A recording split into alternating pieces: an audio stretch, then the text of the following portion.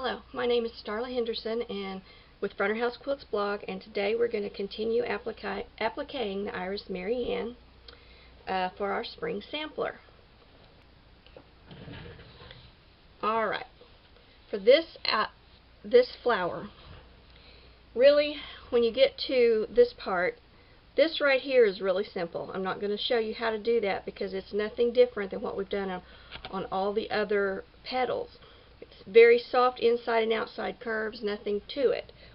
The complicated and the most tricky part about the next two petals, and really this entire flower, is this center.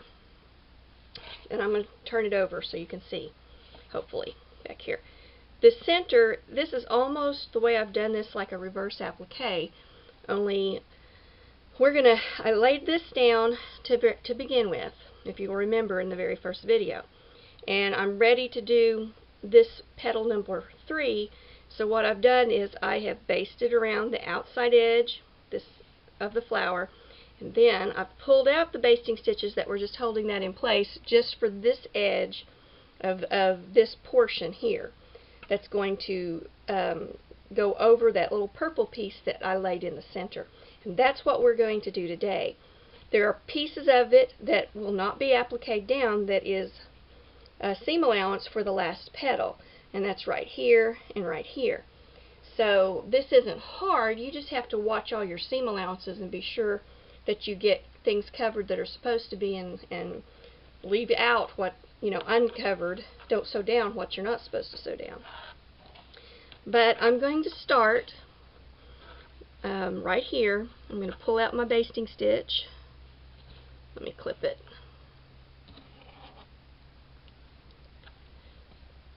I am right-handed. There may be some of you out there who are left-handed, so I'm working from right to left. And there's quite a bit here that's not covered, that will be covered in the last petal. So I'm going to go where my line starts, maybe just a little bit before that. Pull that knot through.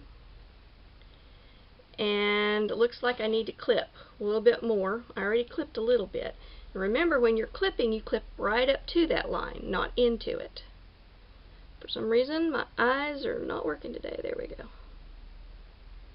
It's really cold here this week. In fact, we just had a snowstorm. And when it gets cold, my body, I have fibromyalgia, and it kind of stiffens up and gets painful on me. So I move slower. Alright, I'm going to turn that, and I'm just going to start appliquing along that line on top of the purple. And I've already removed the basting stitches that I very first put in there from that first video, and then basted this on top of it. But I needed to get those stitches out of the way, otherwise it would have just been hard to pull them out. Don't baste or sew over stitches you've already got in if you're wanting to pull them back out, because it's going to make it difficult, if not impossible, to pull them out. Okay. And this fabric I'm using wants to fray. It's one of those, it's nice fabric, but for whatever reason, it wants to fray. Okay. And of course, this is going to be a day when my thread doesn't cooperate at all. I'm using a different thread. I'm going to have to start over because this one, oh no, I'm not. For some reason, that little piece there just totally raveled on me. It's odd. Must have gotten to it. Thread is on a warp, the way it's wound on and it's spun and everything, and every now and then, even with good thread, you get some spots in it that wants to not work the way you want it to.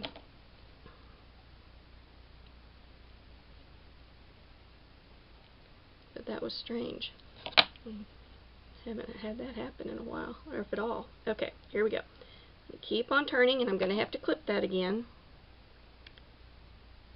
And you may find that as you're doing this, you have to clip. I do. I don't clip any more than I have to, so I wait until I see what I'm going to need. And keep right on stitching.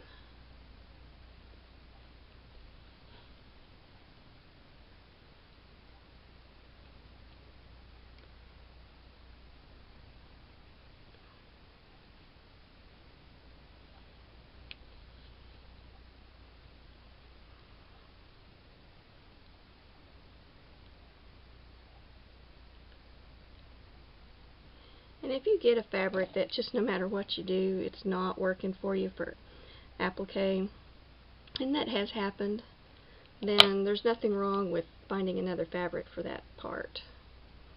Sometimes it can be more trouble than it's worth, especially if you're going to be doing a lot of applique with that particular fabric. Okay. And I'm just going to keep right on going here.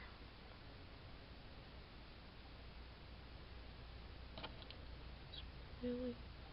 Sometimes too, and the weather's really odd here right now, the weather will affect your thread, and that may be what's going on with me right now, because it's like 9 degrees outside and can't seem to get my house warm, and it's snowing, and so that's when I end up using something, and I'm going to have to go get mine here, like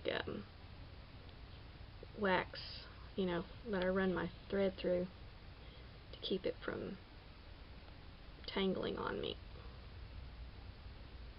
Here we go. Now, I'm going to go ahead and pull this up, because here's where you can have a little bit of a problem. My seam allowance from my last piece, piece number 2, is sticking out just a little bit here. I wasn't sure how much to leave. Now I know.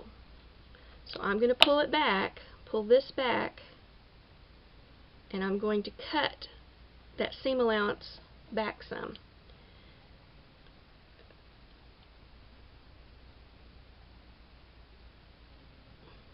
I don't want to cut it too much, but I want to cut it where I can at least cover what I'm trying to cover here. I want it covered. Okay, let's see if that works.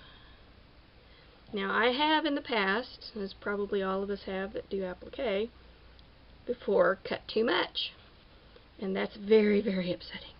Especially if you've worked hard to get a piece down where you want it and the way you want it, and then to cut too much off in a later step, then you have to go do it over. So just be careful. It's better to trim it several times and trim it right than it is to trim too much. Swoop that in.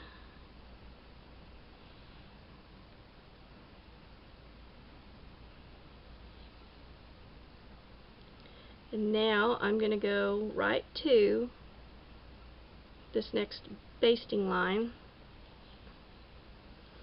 for the next petal. Now, I'm just going to pin this out of the way so I can show you. But here, I would knot off, and then I'm going to go on up here, start over, and then I'm going to go around the rest of this petal. But I did this part first, and you can see I've got the purple underneath, and this is on top. And that gives it that, it's like reverse applique. It is reverse applique, but it's a little bit more complicated because you've got all these other layers coming in. So that's the trickiest part about this block. And in the next one, next video, we just have one more petal, and it's going to be done basically the same way, and it's going to cover up the rest of these seam allowances. So we will see you at the next video. This is Starla Henderson with Front of House Quilts blog. Thank you for joining me.